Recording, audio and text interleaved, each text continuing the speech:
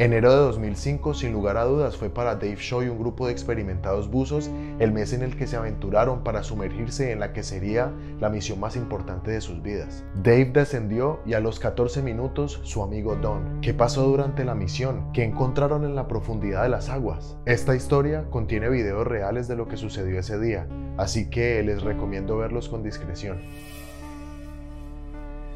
Dion, un joven buzo de 20 años, era el encargado de dirigir una práctica de buceo técnico el 17 de diciembre de 1994. Él acompañó a un grupo de profesionales al agujero de Bushman. Esta caverna submarina está ubicada al norte de Sudáfrica. Es muy atractivo para los buzos por ser una de las más profundas que existe en el mundo. La presión del agua en esta profundidad puede afectar la fisiología de las personas, por lo que es necesario planificar las inmersiones con semanas o incluso meses de anticipación para minimizar los riesgos y evitar accidentes fatales. Dion había realizado alrededor de 200 inmersiones. Esta experiencia le valió para ser el candidato perfecto para que la Asociación de Buceo de Sudáfrica lo eligiera como apoyo y guía de la actividad, que planeaba llegar hasta la mitad de la caverna, a más o menos 150 metros. La caverna de Bushman tiene una profundidad de 280 metros, es decir, el equivalente a un poco más de la mitad de lo que mide el edificio Empire State de la ciudad de Nueva York, o del tamaño de la Torre Eiffel de París. Ese diciembre de 1994,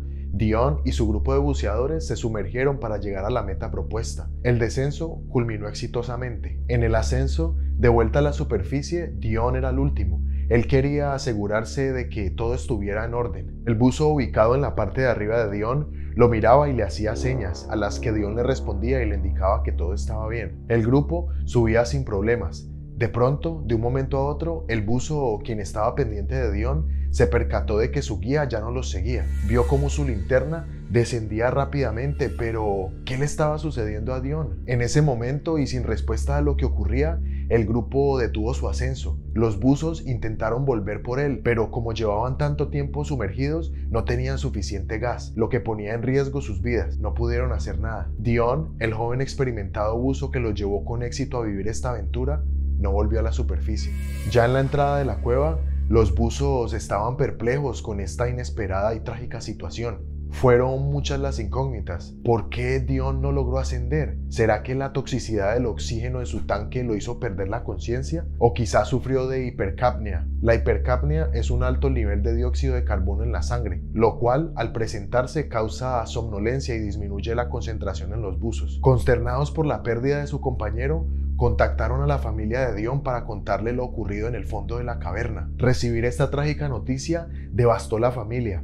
Era algo que nadie esperaba. Dion era muy joven y perder la vida en esas circunstancias no tenía sentido para ellos. Un poco más resignado y con la esperanza de recuperar el cuerpo de su hijo, el padre de Dion contrató un grupo de buzos profesionales. En la búsqueda incluyeron un robot de alta tecnología que apoyó la labor. Todo fue inútil. Lo único que encontraron fue el casco. A pesar de todos los esfuerzos, el cuerpo del joven no fue rescatado, tal vez por la profundidad en la que se creía que estaba y lo peligroso que sería llegar a él. Así que, con mucho dolor y sin la esperanza de recuperar a su hijo, los padres de Dion decidieron colocar una placa en su memoria en la entrada de la caverna, en la que se advertía el riesgo al que se exponían quienes decidieran sumergirse en estas profundidades.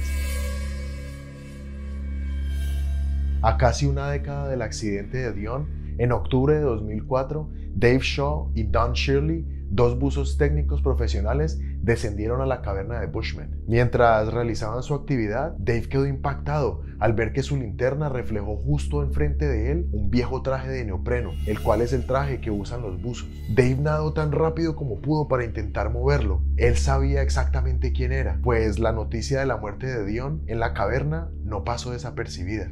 Dave se acercó, se percató de que el cuerpo de Dion estaba petrificado. Habían transcurrido muchos años. A pesar de la emoción, Dave sabía que no podía hacer nada. Realizar cualquier movimiento pondría en peligro su vida y la de su compañero. Esa no era su misión en ese momento. Dave y su amigo llevaban tiempo bajo el agua y la presión y la mezcla de gases en sus tanques les podría ocasionar un accidente, así que decidieron dejar el cuerpo de Dion y regresar a la superficie. Dave y Don no lo podían creer, estaban felices con su hallazgo. Emocionados, llamaron a los padres de Dion para darles las buenas nuevas. Les dijeron, vamos a traerles el cuerpo de su hijo. Así las cosas, Dave y Don empezaron a trabajar en lo que sería la misión más importante de sus vidas. Don, quien era un profesional en este tema, cuidó cada uno de los pasos que seguirían para asegurar que esta misión se cumpliera a cabalidad y exitosamente, ya que el cuerpo de Dion estaba al fondo de la caverna, es decir, a 280 metros. Todo estaba listo, 36 tanques de oxígeno de reserva para todo el trayecto. Esto era suficiente para que ellos y sus buzos pudieran sobrevivir en caso de una emergencia.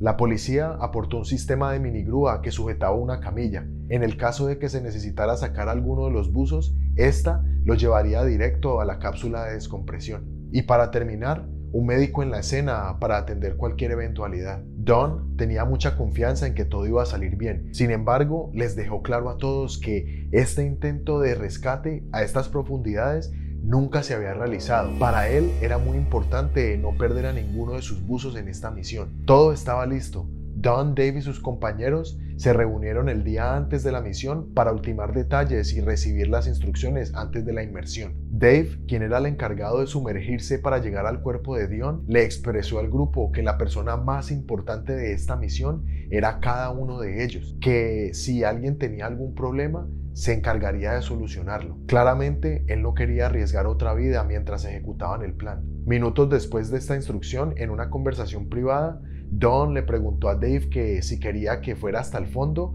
en caso de que él estuviera en problemas. Dave contempló la pregunta por unos segundos y al final aceptó diciendo, solo vienes si te doy la señal. Por lo general, como protocolo de peligro, los buzos agitan su linterna para indicar que tienen una emergencia. Después de esta charla con Dave, Don se dirigió al grupo y le dijo, si Dave no lo logra, si yo no lo logro, ahí nos quedamos. Fin de la historia, no queremos ser rescatados.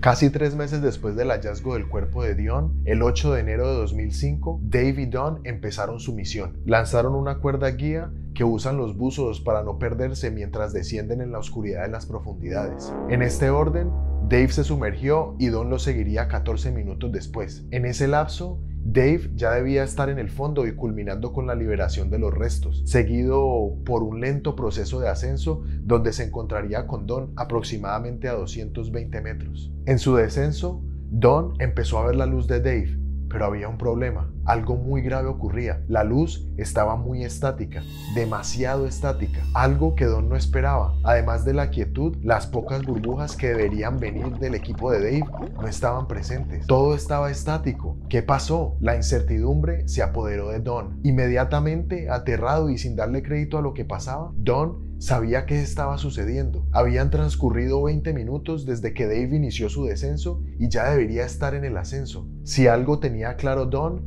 es que no había espacio para errores. Sabía que un buzo sin movimiento era prácticamente un buzo muerto. Pero aún así, Don decidió bajar para ayudar a Dave, su compañero y amigo de aventuras. Tratando de conservar la calma, Don empezó el descenso, pasó el límite, llegó más profundo de lo que había planeado. Ya estaba más cerca de Dave, notando con la luz de su linterna que solo un par de metros lo separaban de su amigo.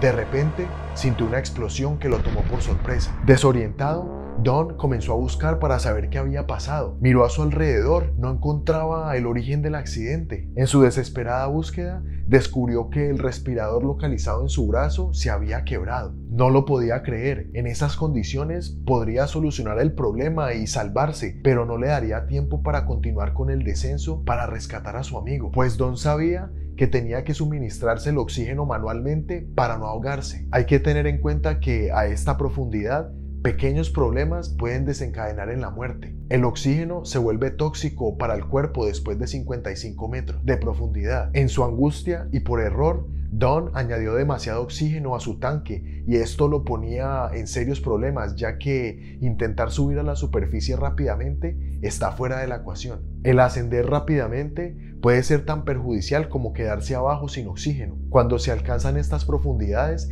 el ascenso se hace con estaciones para que el cuerpo haga el proceso de descompresión de los gases inhalados que se alojan en él mientras está sumergido. Así que lo que sucede abajo ahí mismo tiene que ser resuelto para evitar problemas a la salida. Cada minuto bajo el agua significa una hora de descompresión camino al ascenso. La situación se tornó muy difícil para Don. Debido a la cantidad de oxígeno en su sangre, se desmayó y, para colmo, una burbuja de helio entró en su oído. Esto causó que perdiera el equilibrio por completo. Lo que pasaba era desastroso. Desorientado, Don perdió la cuerda guía que estaba sujeta a la superficie de la caverna. Sin equilibrio, nadaba en círculos y giraba en su propio eje. Había momentos en los que Don recobraba el conocimiento, pero mientras intentaba encontrar la cuerda guía, perdía la conciencia. A esta profundidad, Don no alcanza a ver nada. Los rayos de luz de su linterna no llegaban hasta donde estaban sus compañeros. Él era consciente de que les había dado la orden que, sin importar lo que pasara en el fondo de la caverna, ninguno arriesgara su vida para buscarlos.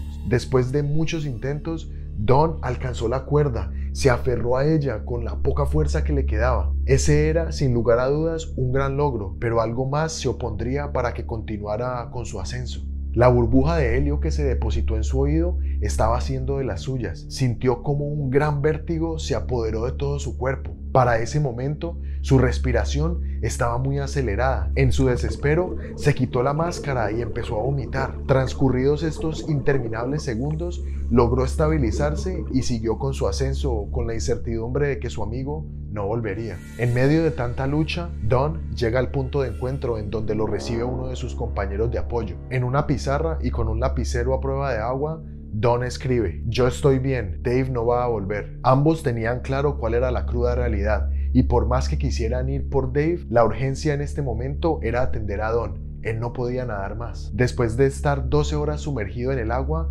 Don llegó a la superficie. De inmediato fue trasladado a la cápsula de descompresión en donde le dieron los primeros auxilios. Luego fue internado en el hospital más cercano para continuar con el tratamiento. Don fue sometido a 11 sesiones en la cápsula de descompresión para un total de 27 horas. La burbuja de helio que se alojó en su oído lo dejó con un daño permanente. No logró recuperar su equilibrio completamente.